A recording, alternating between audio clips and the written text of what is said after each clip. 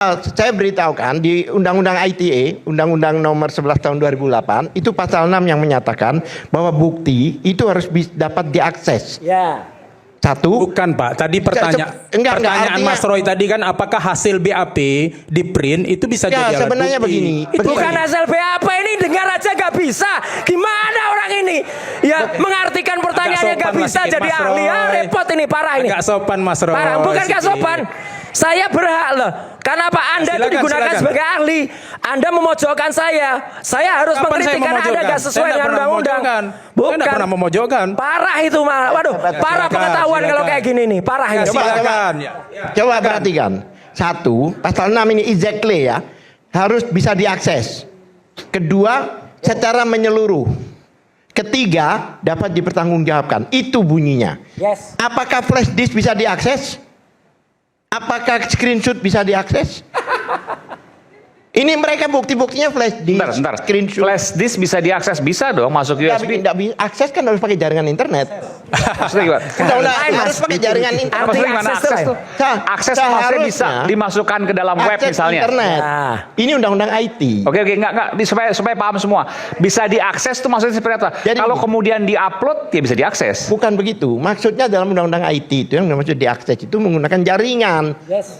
Jaringan internet. Oke. Seharusnya orang yang melapor itu pada waktu dia itu menemukan di laptopnya, ya laptopnya itu yang harus disita. Ya. Oh, nggak bisa bukti fisik bisa. maksudnya. Oke. Pak, maksud saya begini, bisa diakses maksudnya karena ini terkait dengan ITE, maka harus berupa dokumen elektronik. Bukan akses keluar masuk jalan. Iya. Ini akses Maka internet. harus berupa dokumen elektronik, bukan berupa dokumen fisik, apalagi fotokopi tadi. Oke. Iya, Tuh, oke. saya dong. Ya, paham. Oke. Saya. Sering sidang di situ poinnya. Iya. Dan dapat dipertanggungjawabkan maksudnya apa? Ada jawaban, silakan. Dapat dipertanggungjawabkan itu sudah di laboratorium. Kalau terkait dengan ITE, maka harus dokumen elektronik yang bisa diakses. Nggak bisa print out, copy. Ya dia kan memberitahu Mas Aiman. Jadi ya sudah saya dengar, ya sudah, nggak perlu Oke. saya jawab. Ya, Saya Tapi memberitahu, beda bukan pemahaman, bertanya. oke. Oke, saya ya. Silakan. Gini, saya ingin menghargai Prof. RD ya, dan karena itu saya mau menyampaikan hal-hal yang barangkali sedikit kontra argumen, bukan kontra argumen tapi pelengkap. Begini, tadi kan dikatakan bahwa pemaaf dari pasal 310 yang sekarang 433 itu adalah kalau itu untuk kepentingan publik atau membela diri. Membela diri nggak mungkin lah Mas Roy ya. Tapi kalau kita bicara public interest, maka kan harus ada ukurannya. Nah ukurannya itu ada tiga bahkan. Satu, Undang-Undang KIP pasal 18 ayat 2 bahwa kalau sebuah dokumen pendidikan ijazah itu digunakan untuk jabatan publik, maka dia menjadi dokumen publik. Jadi menjadi public domain. Kalau dia public domain, maka everybody can access it, ya kan? Karena sudah jadi public domain. Yang kedua adalah putusan KIP. Komisi Informasi Pusat yang mengatakan bahwa informasi ijazah Pak Jokowi itu adalah informasi publik. Maka dia menjadi public domain juga. Kalau sudah dokumen publik, maka everybody can access, ya kan? Nah, yang ketiga adalah kita bicara tentang hal yang sifatnya sosiologis lah, ya. Kira-kira rakyat bersuara ini berjilid-jilid bicara tentang dokumen ijazah Pak Jokowi itu for the public interest atau for the private interest? Untuk kepentingannya MNC Group agar mendapatkan iklan banyak atau untuk kepentingannya publik? Kalau saya jawab, kalau untuk mendapatkan banyak bukan tiap minggu lagi, tiap hari gitu. Nah, ini itu kan kita saja sudah menunggu menjawab. kalau ada isu yang Iya. memang layak untuk dijadikan Iya, angle. makanya itu saja sudah menjawab. Tiga hal itu menjawab bahwa ini for the public interest. Itu satu. Yang kedua adalah mengenai yang 32 dan 35, 32 ayat 1. Kan tadi dikatakan bahwa ini adalah bukan delik aduan, tapi delik umum. Oke, saya ambil pendapat itu. Dan itu cocok sesuai dengan apa yang dijawab oleh jaksa ketika menjawab eksepsi dari timnya Dr. Tifa. Oke? Karena pada waktu itu tim Dr. Tifa itu mengargumentasikan pasal 79 ayat 4 KUHP. Kalau ada pencabutan LP, laporan polisi, maka semuanya hapus, kan begitu? Kata jaksa itu hanya berlaku untuk delik aduan. Kalau delik umum, kami tidak kehilangan hak untuk menuntut, kan begitu? Maka saya ingin mengatakan Rismond nggak berhak untuk restoratif justice karena dia ancaman hukumannya 5 tahun ke atas juga. Dia juga kena pasal 32 ayat 1 dan 35. Catat itu. Ya. Jadi sebagai profesor Anda harus jujur itu mengatakan itu bahwa Rismond pun tidak berhak untuk mendapatkan restoratif justice karena pasalnya sama 32 ayat 1 dan 35. Anda harus jujur. Kemudian saya sih ingin ya. Oh, soal kumulatif saya itu sudah tahu, bukan nggak tahu. Cuman cara menuliskannya itu akan harus ujungnya dan atau harusnya kan, sehingga orang tahu ini kumulatif atau alternatif. Kemudian saya sih ingin sebenarnya ditayangkan Pak Kasmujo kalau ada. Saya minta. Saya hanya ingin membuktikan betapa kebohongan itu nyata, tapi kemudian kita menutupkan mata. Bagaimana mungkin ada orang ya? Saya puluhan tahun, 30 tahun yang lalu, saya masih ingat dosen pembimbing saya itu siapa.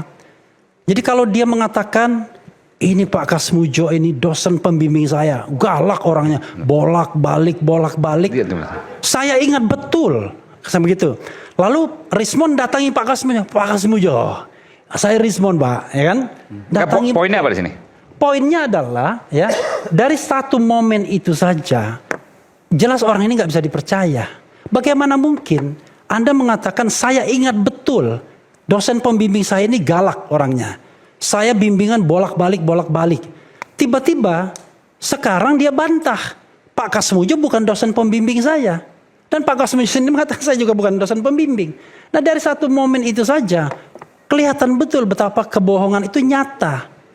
Bayangkan, tapi kan masalahnya kan Anda kan punya kepentingan semua untuk menutupi itu.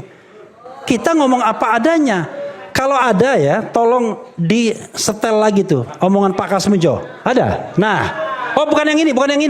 Bukan. Sama yang OVA ya. Bukan yang Mas ini. Aiman. Ya, Ova nanti Ya coba saya silakan. sampaikan. OVA juga boleh. Bukan yang ini. Audionya ada juga. Ya. Dan Ini ada yang menarik di Ya. video ini. Itu. Jokowi Yang di acara datang, itu. ada stafnya bawa tas besar, isi apa, tas kertas. Kemudian alhamdulillah Pak Kasmujo mungkin tidak bersedia menerima itu, tasnya dibawa pulang lagi. Tadi ya, video Pak Kasmujo tadi. Tadi menyinggung tentang eksepsi, yang mana kita sekarang bukan eksepsi, dikatakan perlawanan. Ya. Dr. Tifa dengan tegas waktu itu mulai di kejaksaan ditanya apakah mau restorasi justice, jawabannya tidak. Apakah mau damai, minta maaf, jawabannya dengan tegas tidak. Saya mau melawan. Itu di kejaksaan maupun di pengadilan. Makanya dikatakan takut apa, wah itu sudah salah orang udah gitu.